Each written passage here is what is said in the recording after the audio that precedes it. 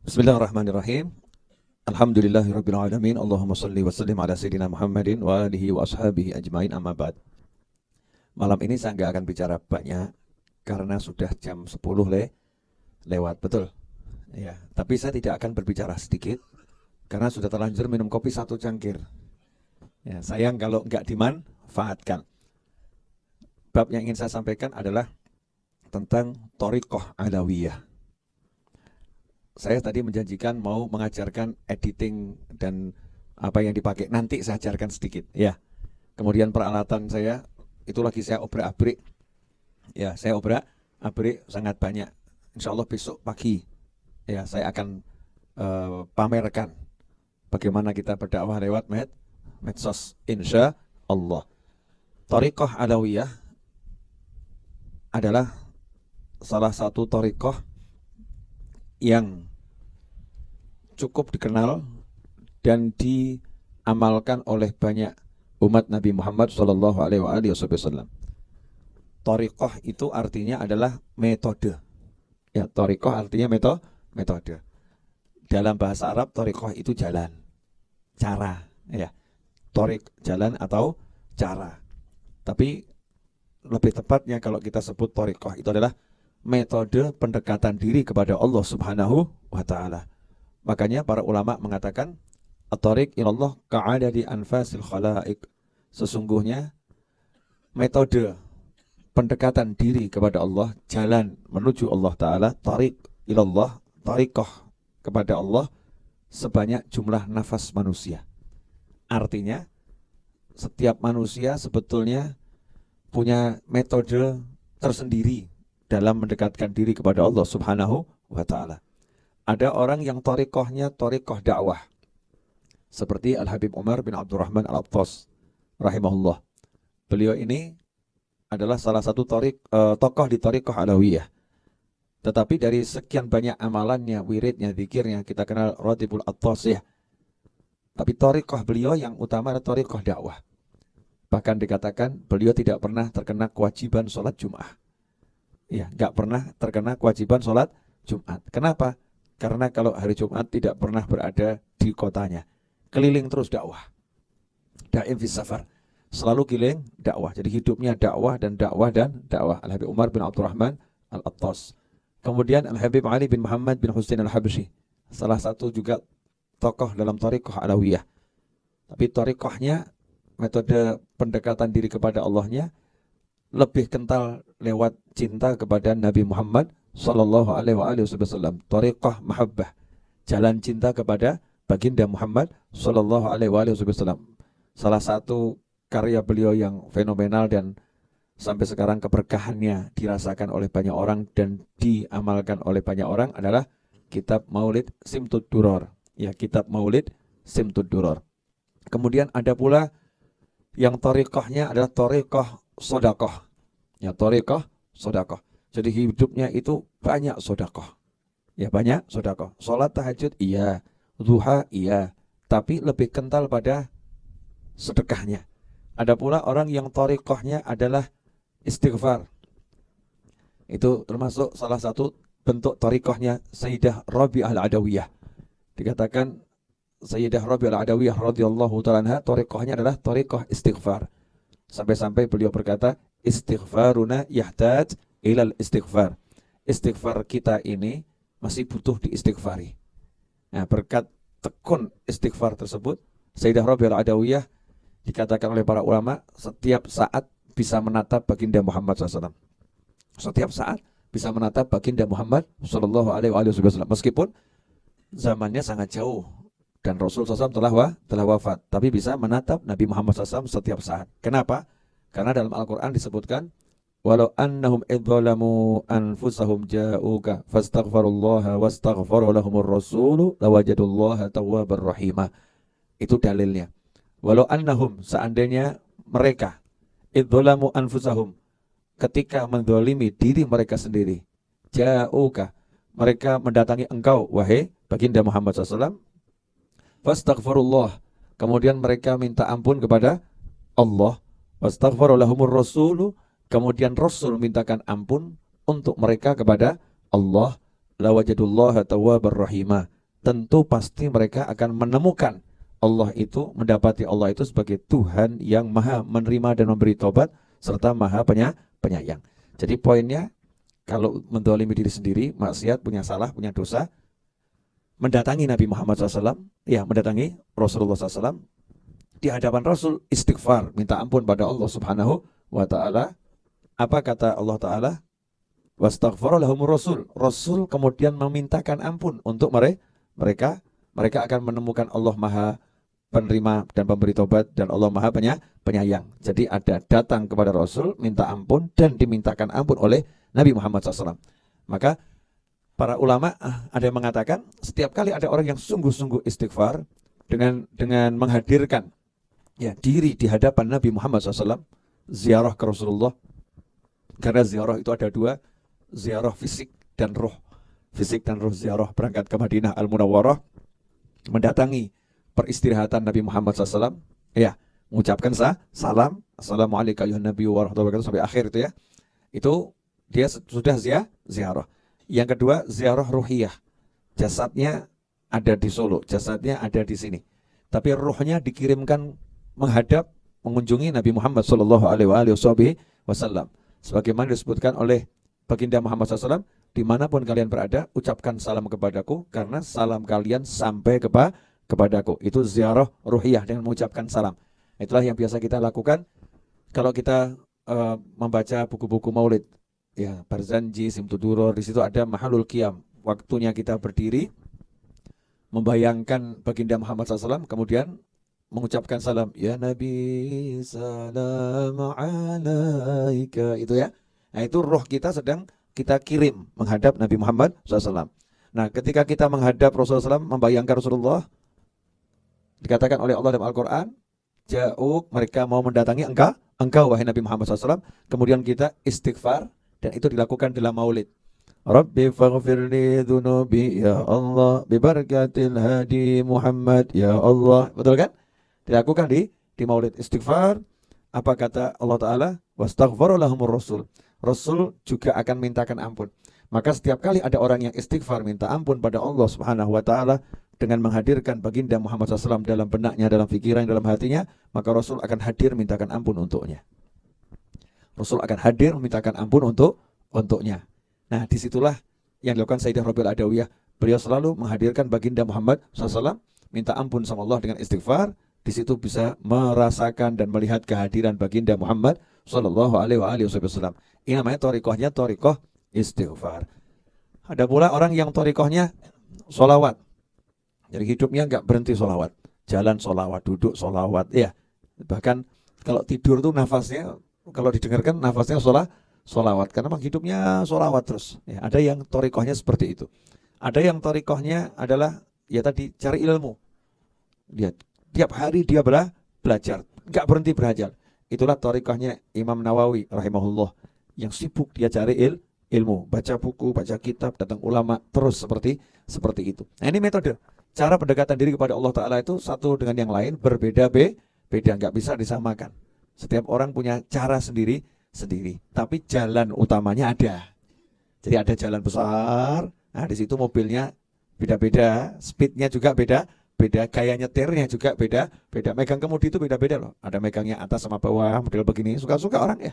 Ada megangnya begini, ya. Ada megangnya di bawah, ya. Ada megangnya di samping-samping gini kan. Gaya megang kemudi itu beda. Metodenya beda. Cara pendekatan diri. Nah, thariqah alawiyah adalah kumpulan cara-cara pendekatan diri anak cucu Nabi Muhammad SAW. Yang diperoleh oleh anak cucu Rasulullah ini dari mana? Dari kakek-kakeknya. Ya, dari kakeknya. Yang diperoleh dari mana? Ya, ujung-ujungnya diperoleh dari baginda Muhammad sallallahu alaihi wasallam. Thariqah alawiyah. Nah, inti dari thariqah alawiyah itu apa? Wa hiya a'malun khalat an syawaibin wa ilmun wa akhlaqun wa kathratul awradi. Amal enggak pakai riya. Amal enggak pakai kibir. Amal enggak pakai ujub, amal enggak pakai sum'ah. Amalnya bersih, ikhlas, hanya ditujukan pada Allah Subhanahu wa Ta'ala. Kemudian wa ilmu. Jadi thariqah alawiyah itu bukan thariqah yang pengen ketemu jin. Jadi jangan saya mau baca wirdu sakron, mau baca wirdu nawawi, mau baca wirid-wirid biar bisa lihat jin. Nah, itu bukan thariqah alawiyah. Thariqah Alawiyah tidak pengen ketemu jin. Tapi kalau ditemu jin, ya nyantai aja. Nggak lebih. Jin datang raja dari laut mana, raja dari gunung mana datang menghadap, nggak lebih, biasa aja. Itu tak sudah. Nggak lebih ya. Namanya juga makhluk Allah, dihargai, dihormati. Tapi tidak lebih. Karena fokusnya adalah pada ilmu. Wa akhlakun. Berakhlak mulia. Ya berakhlak mulia. Wa kathratul awrodi. Banyak wirid. Nah di Majlis Ar-Raudhah ini yang Anda ikuti dari pagi sampai malam, itu termasuk wirid-wirid kecil. Ya wirid-wirid kecil. Kalau mau mengamalkan wiridnya para habaib, wah siapa yang kuat itu? Ya siapa yang kuat? Contoh Al-Habib Hasan bin Shalih Al-Bara Al-Jufri rahimahullah. Habib Hasan bin Shalih Al-Bara Al-Jufri itu wiridnya banyak, sangat banyak. Salah satu wiridnya adalah istiqomah sholat sunnah setiap malam 2 rakaat. Istiqomah setiap malam sholat sunnah 2 rakaat. Rakaat pertama membaca Al-Ikhlas 90.000 kali. Rakaat kedua khatam Al-Quran. Monggo dicoba. Ada orang yang protes sama saya, Bib, 90.000 kali surat Al-Ikhlas. Tidak masuk akal, Bib. Jangan ngelantur. Ya, ngomong yang benar. Jangan ngarang-ngarang. Saya mau jawab yang model begini ini ya agak malas, tapi nggak dijawab ya gimana? Dijawab ya gimana, gitu kan? Oke, kita jawabnya harus pakai pandangan ilmiah. Ya, pandangan ilmiah. Nabi Dawud alaihi salam itu dikatakan membaca kitabnya, waktu yang digunakan untuk mengkhatamkan kitab tersebut adalah selama orang memasang pelana kuda. Jadi pelana kuda dipasang, belum selesai dipasang, Nabi Dawud sudah khatam dari awal sampai akhir. Berarti waktunya singkat atau lama? Singkat, tapi khatam. Padahal kitabnya Nabi Dawud itu lebih tebal daripada Al-Quran. Khatam dalam waktu singkat. Memang manusia-manusia pilihan itu bisa mendapatkan karunia-karunia yang tidak masuk akal kita. Iya, di akal kita tidak masuk akal. Tapi di akalnya orang-orang soleh masuk akal.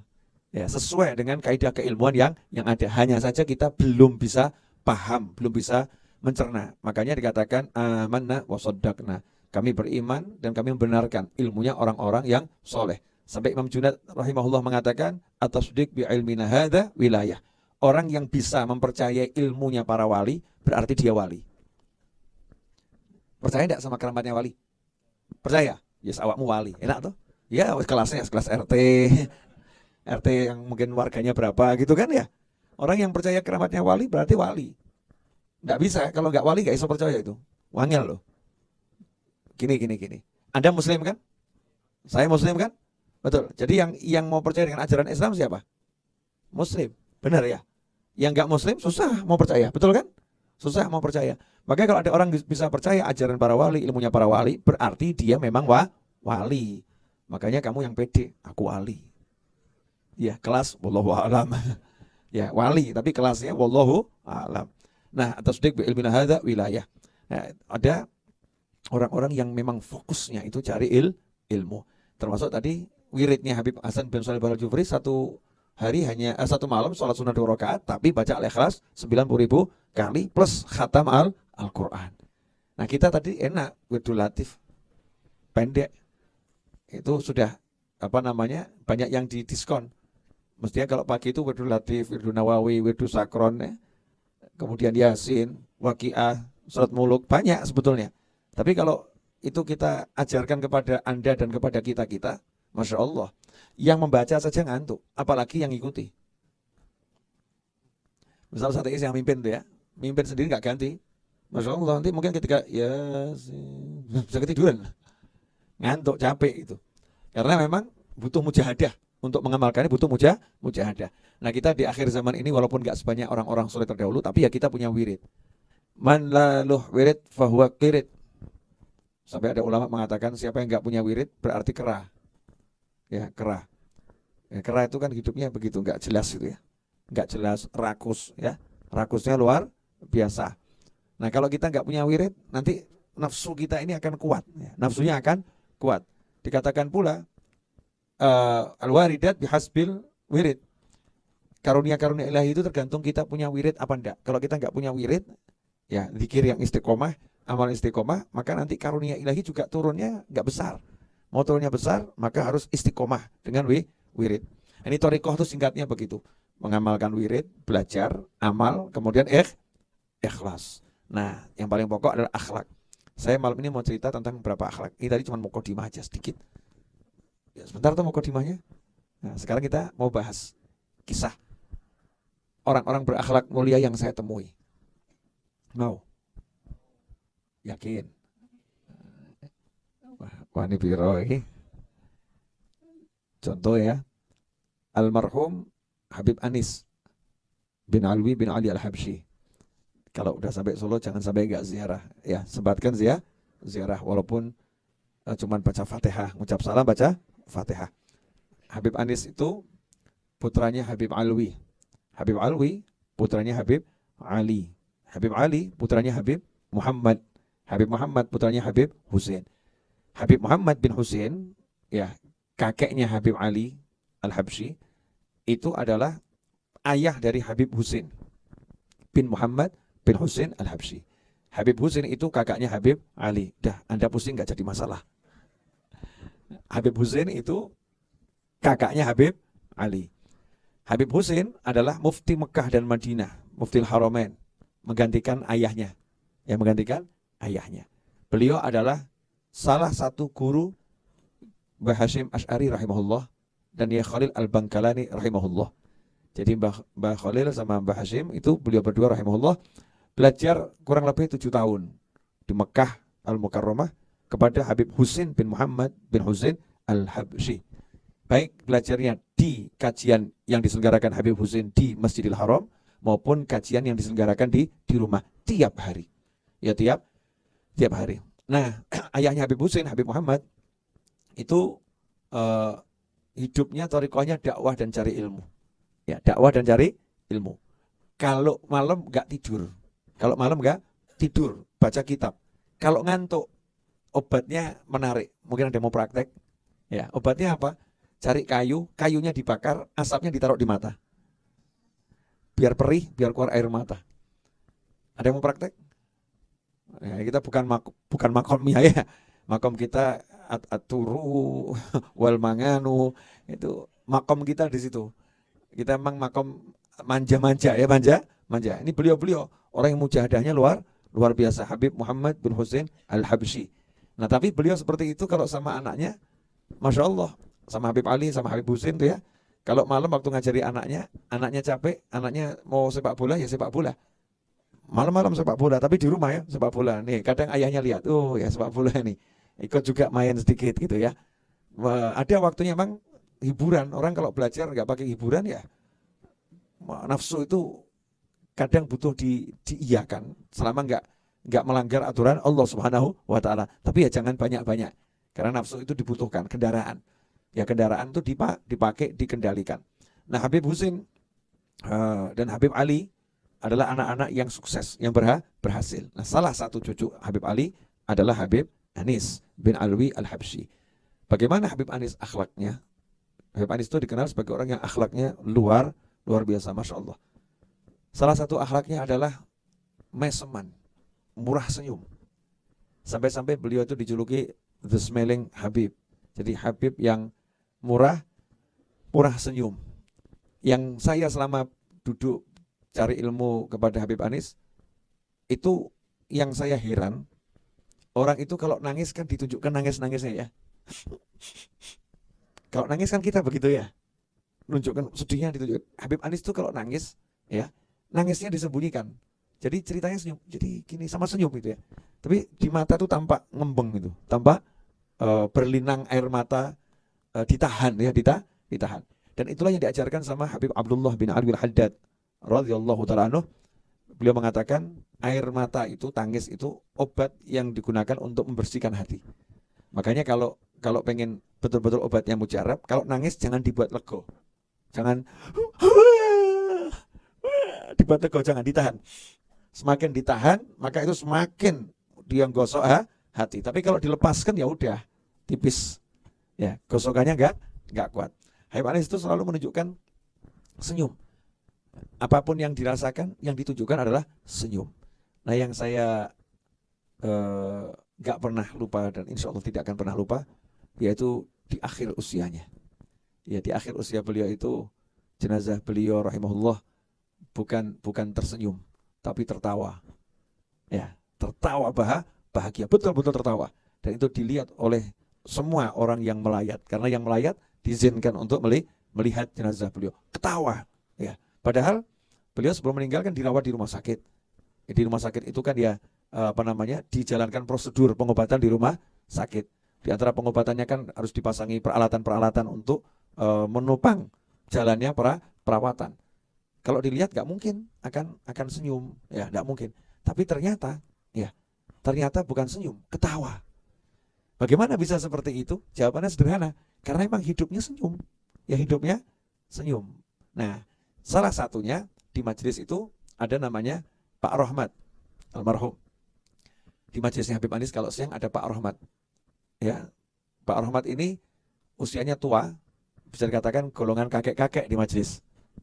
Selevel dengan usia Habib Anis. Saya ini anak-anak, saya anak-anak. Saya waktu itu nanya kepada Habib Anis, jam 10:30 siang, pengajian itu jam 10:30 siang, mulai duduk gitu ya. 10:30 Habib Anis itu kok numbuk kacang. Kacang itu ditumbuk seperti orang numbuk obat ya, di tempat tumbuk obat, ditumbuk tuh kacang.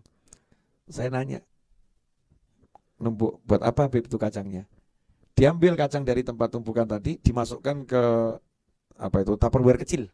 Ya, Tupperware kecil dimasukkan di situ. Sambil berkata, ini buat Pak Rohmat. Karena Pak Rohmat kesian kalau siang semuanya makan kacang bisa, Pak Rohmat nggak bisa. Ya, karena giginya udah banyak yang lepas sehingga kalau makan kacang ya nggak bisa ngunyah. Nanti Anda kalau udah giginya lepas makan kacang itu asik betul itu. Kacangnya lari di mulut. Ya, kacangnya lari di mulut. Ya, kadang mungkin kacang satu masuk mengganti gigi. Ya, pengganti gigi bisa seperti itu. Kalau memang usia semakin tua dan memang giginya nggak dapat jatah yang rezeki kuat, karena rezeki itu kan dibagi ya. Ada mungkin wajahnya kuat, rambutnya nggak kuat. Ada mungkin otaknya luar biasa, tapi hatinya biasa-biasa. Ya, ada orang yang tangannya keker, ya, tapi kakinya lemah. Rezekinya beda-beda. Jadi biar Pak Rohmat bisa makan kacang. Begitu siang pengajian, kacang yang sudah ditumbuk diserahkan Pak Rohmat. Masya Allah, Pak Rohmat akhirnya bisa makan kacang. Diambil kacang pakai sendok dimakan, nggak perlu ngunyah, tinggal ditelan gitu. Ya, ini Habib Anis sendiri yang numbuk. Ya, akhlaknya memperhatikan jamaahnya nih. Oh, yang ini giginya nggak kuat, nggak lengkap. Yang lain bisa makan kacang, beliau nggak bisa makan kacang. Kesian ini. Maka dibuatkan sampai seperti itu. Satu. Kemudian pernah sepulang dari rumah sakit, beliau waktu itu kena serangan stroke yang pertama. Ramadan pulang dari rumah sakit, banyak yang pengen salaman karena udah sekitar 1 bulan nggak ketemu gitu ya. Nah, ketika Ramadan siang mau salaman, kami ya sebagai keluarga ngasih tahu jamaah, kesian Habibnya jangan salaman karena fisiknya butuh dijaga. Tapi begitu lihat jamaah ini pengen salaman, beliau justru mengatakan, ayo salaman. Maka senang semua orang salaman. Yang terjadi menarik. Habib Anis itu kan duduk di bawah. Nah, yang salaman kan berdiri itu ya. Berdiri satu persatu, duduk salaman. Subhanallah. Habib Anis yang tadinya itu duduk, kok lihat ada orang duduk hanya untuk salaman dengan beliau, nggak sampai hati. Beliau langsung berdiri begini, kemudian salaman. Tidak mau duduk, tapi dengan berdiri beliau menjabat salam orang yang bersalaman pada beliau. Ini namanya orang yang punya akhlak. Nggak mau menyusahkan orang sampai duduk bangun, tapi beliau langsung berdiri. Lah yang begini-begini yang sekarang kita susah cari tandingannya ya. Bahkan pakai parfum yang seperti saya sebutkan di YouTube, di Instagram, parfumnya tuh harumnya saya sampai sekarang cari nggak ketemu. Cari harum seperti itu nggak ketemu. Padahal saya udah ke Mekah, saya udah ke Madinah, keliling saya nih. Ya nggak ketemu yang harum seperti itu. Ternyata salah satu resepnya setelah pakai parfum yang wangi, tangannya ini dikasih aromanya gaharu. Gaharu yang dipakai Habib Anis ini gaharu yang aromanya memang mahal, ya istimewa. Di masa itu gaharu yang mahal tuh ya sekilo baru sekitar 200 juta. Ya sekilo itu ya di masa itu. Adik saya pernah disuruh nawarkan gaharu itu sekilo 1 miliar. Itu yang dipakai untuk mengukupi Ka'bah itu ya. Ka'bah itu ada menyannya tuh ya. Nah, itu dari Indonesia itu. 1 kilo 1 miliar itu. Itu aromanya ya 1 miliar kok ya.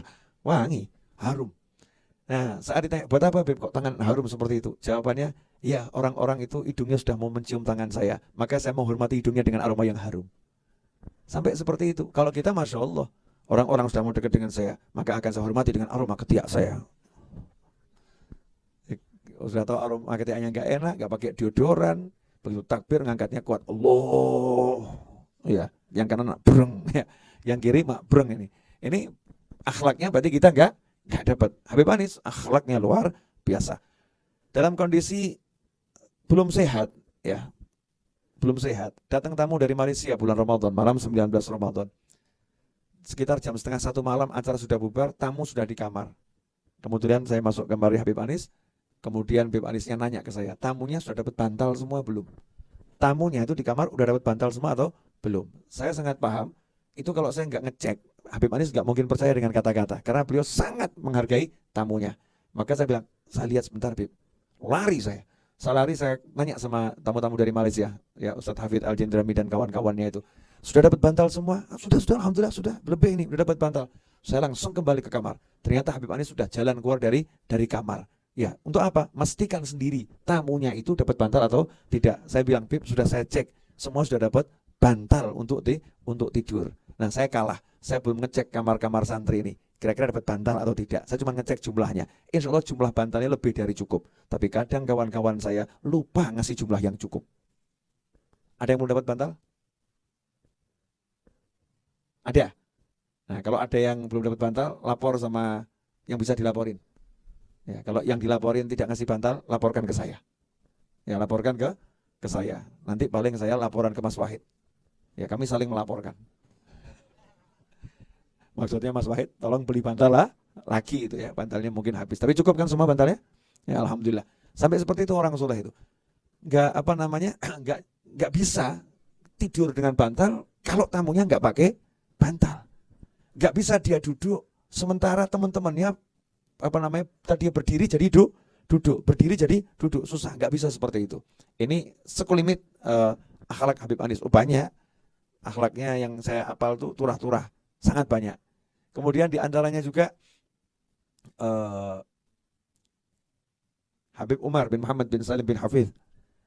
Ya, Habib Umar bin Hafidh itu beliau, semoga Allah manjakan umurnya dalam kebaikan, kesehatan dan segala kenikmatan, ketaatan dan keridhaan, dan kita mendapatkan manfaat dan barokah dari berkah-berkah yang Allah berikan kepada beliau.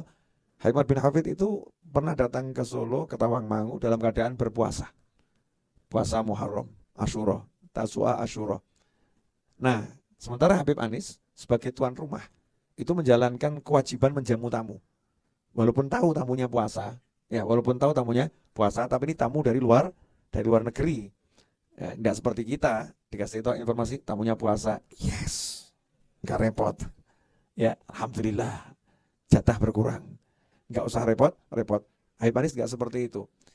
Beliau puasa urusannya beliau, tapi saya sebagai tuan rumah wajib menyiapkan jamuan, menjamu tamu. Maka disiapkan jamuan yang luar biasa, ikraman lil duyuf, untuk memuliakan tamu, apalagi tamunya ulama. Habib Umar datang sampai di Tawangmangu di vilanya Habib Anis, ya, duduk di depan hidangan yang luar biasa. Beliau nggak mengatakan, maaf Bib, saya puasa, nggak ngomong seperti itu. Ya, puasanya langsung dibatalkan, langsung makan. Ya langsung makan. Kenapa? Karena ini dikasih hidangan sama orang soleh, dikasih hidangan sama orang tua. Niat puasanya sudah dapat. Menyenangkan orang yang menjamu itu pahalanya besarnya luar biasa, sehingga dapat dua-duanya. Nah kalau kita kadang kan enggak, ya kan, kita lebih penting kan poso. Yang lebih agak nyebelin, diundang acara maulid atau acara haul, disiapkan makan, terus jawab, maaf Habib, saya lagi ngetes nafsu saya. Ini orang nggak punya akhlak itu. Ya, ngetes nafsu bukan di majelis maulid. Ngetes nafsu itu kamu pergi ke mall, ya, pengen makan nggak jadi makan, lah itu ngetes nafsu. Kalau di majelis maulid itu bukan saatnya ngetes nafsu, saatnya ngisi nafsu dengan makanan yang halal dan makan bersama ikhwan, orang-orang yang sejalan di jalan Allah Subhanahu wa taala. Kemudian contoh lagi, Al-Habib Muhammad bin Idrus Al-Habsyi, Ampel Kubah. Ini kalau yang rumahnya Surabaya wajib ziarah ke Habib Muhammad bin Idrus Al-Habsyi. Nah, beliau punya metode dakwah yang indah. Bagaimana cara dakwahnya? Cara dakwahnya adalah beliau punya tim pelawak, kemudian punya tim masak, kemudian punya tim penyanyi, Ya, gambus qasidah. Kemudian beliau masak, sudah nyanyi, sudah lawak, sudah. Nah, rombongan ini berangkat ke satu kota untuk dakwah. Sampai di kota itu, beliau berkunjung ke rumah yang kira-kira bisa nampung orang banyak. Satu kota itu diundang.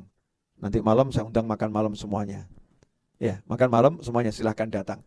Maka orang-orang yang jualan kambing mendatangi Habib Muhammad bin Idris Habsyi. Bib, saya jualan kambing, Bib. Kambingnya bagus. Itu yang nawarkan kambing, dibeli semua kambingnya. Fulan dibeli, fulan dibeli, fulan dibeli. Setelah kambing dibeli, diserahkan ke juru masak. Yang bagian yang beli kambing, yang bagian masak, masak. Sementara masakan dimasak, sambil jamaah itu datang satu persatu, yang bagian ngelawak. Standing komedi yang lucu-lucu gitu ya. Halal, yang bukan lucu-lucu gak halal. Sekarang kadang kita lucunya lucu porno gitu kan ya. Nah, ini lucu yang halal, lucu yang betul-betul menyenangkan. Nah, lawaknya berhenti, ganti musik gambus ya, ada gambusnya. Gambus berhenti, ganti lawak lagi. Begitu masakannya selesai, langsung berhenti semuanya, makan bareng. Setelah semua selesai makan bareng, mulai tamunya itu satu persatu yang punya masalah datang ke Habibnya. Habib, saya punya masalah begini. Dijawab semua permasalahannya dan diselesaikan.